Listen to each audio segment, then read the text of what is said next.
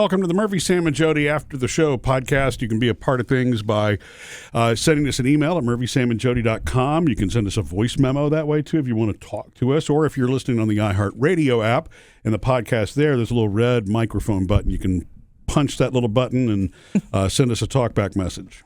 Love hearing from you. Okay, so Sam, I was really excited to hear you enjoyed May the 4th yesterday by chatting for an hour with your son about the Star Wars movies and that whole thing that unless you're a really true Star Wars person, you can't really understand that the first three are actually the last three, or first three are actually the second the three. First three are the second set set of movies. They came out 4, 5, 6, 1, 2, 3, 7, 8, 9. But you didn't know back in the day when you were watching Star Wars that it was number 4 because George Lucas came back and said, you know what, I'm going to write some prequels. It wasn't really until he decided, I'm going to do prequels.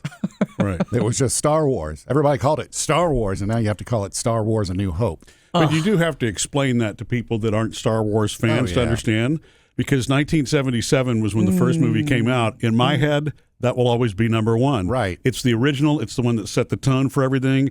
It's the reason everybody started buying Star Wars collectibles. I mean, it's the quintessential. All the others, I guess, if I were closer to it, I would get it. So the quintessential is actually the 4th movie?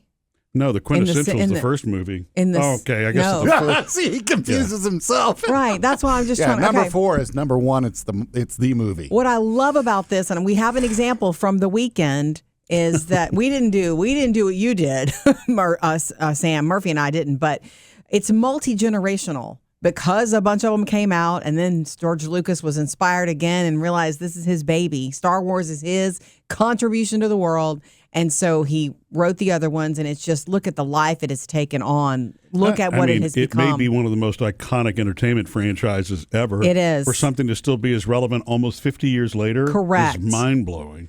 It's multi-generational because of what you said. Your son, you had a long conversation with him about it, and he was telling you about it the first time he discovered it, and you guys bonded on it and whatnot. We were at a dinner at Phoebe's boyfriend's parents' house this weekend. We had a great time with them. Wasn't that your Cuban party? It was Cuban food. It was delicious. It's my leftover lunch today. But so Phoebe's boyfriend, Stuart, is very much a Star Wars person, so much so that he's turned her onto it. I bought her the Revenge of the... No. What was the Christmas sweater? What was the Christmas sweater I gave her? Merry Sithmas. That's it. Yeah. Took me a minute. I bought it for her not even knowing what Sith was. And she was like, awesome. So we were having dinner just talking, and Stuart was sitting right across from me. And I think we ended up talking about movies and Sinners being because Chad, his dad had just seen Sinners and he really liked it. And we started talking about it. And I said, did you know that the Star Wars movie last week when it ran, for a week, it did better than some of the new movies. And Stuart was like, yeah. And he went to see it last week. And I said, really? How was it? He said it was awesome because he didn't see it in the theater when it was new because he was a little child. Right. Like maybe he was a baby. I don't think he was even born yet. Okay, if it was 20 years ago. Yeah. I don't even remember what. It was Revenge of the Sith that was in theaters, yes? Well, yeah, but I mean that's one of the movies that was in theater. Oh, the one that was just last week. Yeah. Which one was anniversary. that? That was number 3, which is number 6. Yeah, we can't do it. Well, Murphy. because I can't. Yeah, I mean because. Oh, how about this? That was chapter 3. Okay. Yeah. But anyway, I said, how did you like it? Because he's seen all these movies. He grew up watching the Clone Wars. So he was a little baby. I was just trying to do the math in my head on that. It was the anniversary was the 20th anniversary. Right. So it was 2005. So he was 4 years old. That's correct. Okay.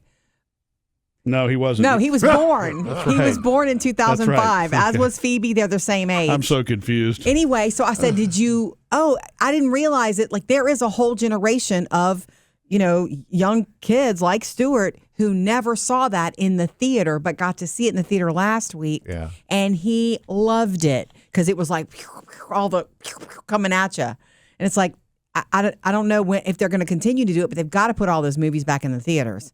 They just have to do it. Oh, I'm sure they will at some point. And remember, George Lucas, well, you probably don't know this because you're not a nerd, but George Lucas messed with the first 3 movies too, 4, 5, and 6. Oh, He's right. added stuff to it. If you go back and watch the original, and I've seen it, I don't remember who was running it about a few months ago, the original number 4.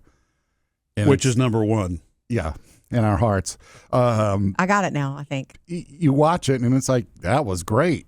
But then George Lucas said, well, now I have all this technology. I'm going to go back and add stuff You do to the it. same. Like the land speeder. When the land speeder's going, it's like you see this blur under there covering up the wheels, so you don't see the wheels. Well, George Lucas, when he could do it, he went back and added, so now it looks like they're just flying over the sand. What's wrong with that? And there's a scene where they're coming into the purist. You're a purist. They're coming into the cantina at Tatooine. You hear yourself saying I know. Yeah, I hear you saying it too.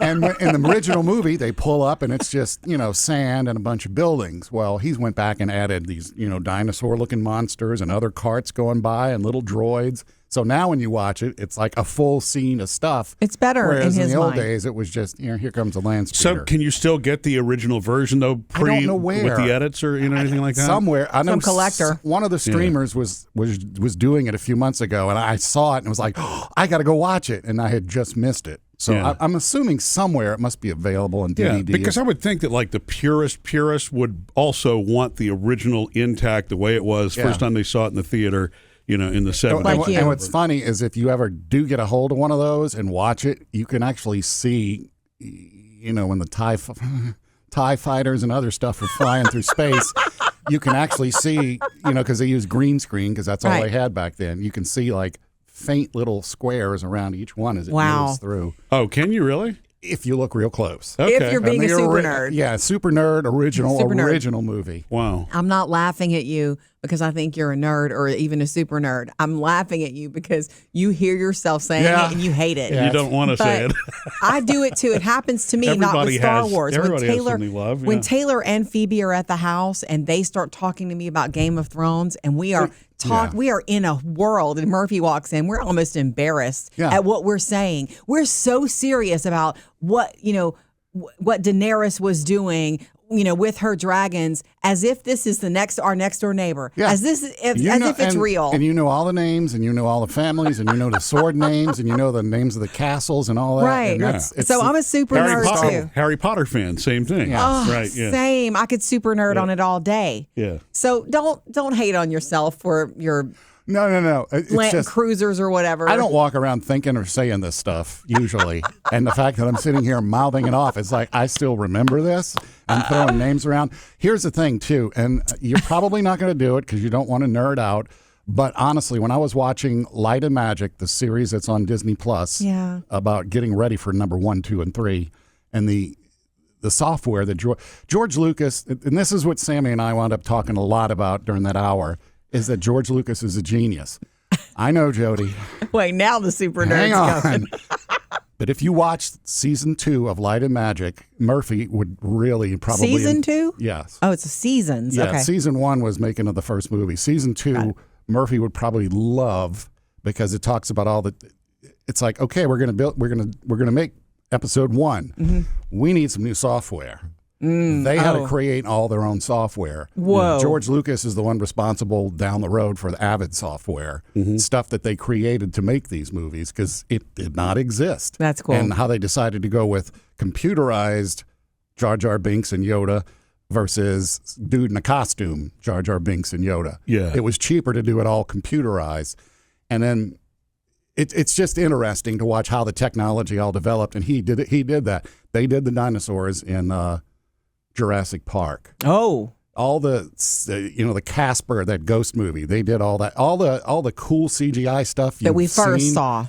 Most of it's been done by them. Now, in the later years, and episode 3 shows this in the series that other companies popped up. There's a different company that popped up and did the Avatar movies. A different company popped up and did these movies, and they're usually all ILM, Industrial Light and Magic, alumni that have gone on to start these companies. So, cool. George Lucas is responsible as a genius, responsible for all of these things. Well, and I mean, they say it's the whole necessity is the mother of invention thing. Yes. If it doesn't exist and you want it, you're going to have to create it, Right. And that's really what is amazing to me, and it does make him a genius, I think, because he envisioned things that he put into place. Not that AI is not impressive today and all that, but all of those things that you type into AI are a direct result of all of the things that came before it. You know, all the concepting of a CGI character in a movie had to be done for the first time before the computer technology itself actually existed to do it anyway. And that's what's incredible about visionaries, I think, who sometimes wind up, maybe it's because it's in the weeds kind of stuff, but they get forgotten for those kinds of things. They get remembered for the bigger things, but to understand that took time and energy. I mean, if you go back to Edison and the light bulb, and then you look at today what LEDs are, all those things are direct. You know, it's from it's from the try it and fail and try it succeed, try it fail, try it succeed from other people. It's the culmination of all of those things. Yeah. And what? I'm thinking try. Yeah. There is no try. But it really. I'm sorry. But that's and I think there's something that's really cool about that. I think that's also it's not the exact same thing, but it is kind of in a way. Our youngest daughter Phoebe wants to go see. She wants to see performances of groups. She kind of likes, like we were watching Silk Sonic, the video the other night, and you know they're kind of doing that retro thing Bruno Mars does, and it's very 70s looking, kind of looks like the OJs. It does. From a TV special and that sort of thing. And she wants to see that kind of concert and performance because it's people collaborating and being creative, and it's not just somebody with a a punch board in front of them clicking on a beat, and not that there's anything wrong with that, but she loves the artistry that's in that. And that's really, I think, what George Lucas was building there. It was a picture in his mind that he then turned into something, that it is what it is today. And all the fantastic tools that he wound up doing, with the later movies are also a direct result of that very first thing that he did. Yeah. It's nuts. I just, I will say he this. influenced an industry. He made in this series. They're talking about it. I can't remember if it was movie 2 or movie 3, where it's like up until that point they'd use miniatures for a lot of everything. So it's like at some point he decided, no, this movie ain't having no more miniatures. No claymation. It's all AI or it's all CGI and computerized from here on out. And it's like they sold off their prop department, and they basically finally went out of business because everybody moved to computers. Nobody was making miniatures anymore. Right. And so it's like the guys that, did the miniatures and created that industry. No, they sorry. Oh, it'll come back. It'll get everything's cyclical, right? Right. Somebody will want to do miniatures in some way again, just for retroness. Yeah. What's so funny about you guys taking it on this, really good discussion about, how the technology evolved and how he's a genius and how he's part artist, part scientist genius, which he is. He's got both things going on, George Lucas. I literally loved it that you said that today and told us that today, because I love when something like that can be multi-generational, appreciated. I can talk to Taylor and Phoebe anytime about Game of Thrones. It doesn't matter that they're, young ladies and I'm their mother.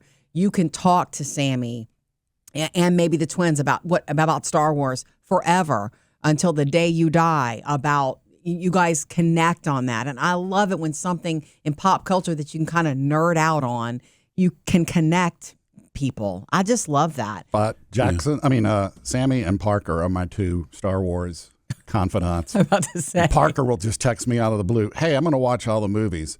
What order do you recommend? I'm thinking 4, 5, 1, 2, 3, 6, and it's like, that's not the right order. The timeline's going to be screwed up. Stick to the order. Well, anyway, thank you for explaining it again. And by the way, Star Wars A New Hope is what it's now called, because it's actually, if you're watching in order, it's actually the 4th. Missed any part of the show? Get it all on the Murphy, Sam, and Jodi podcast.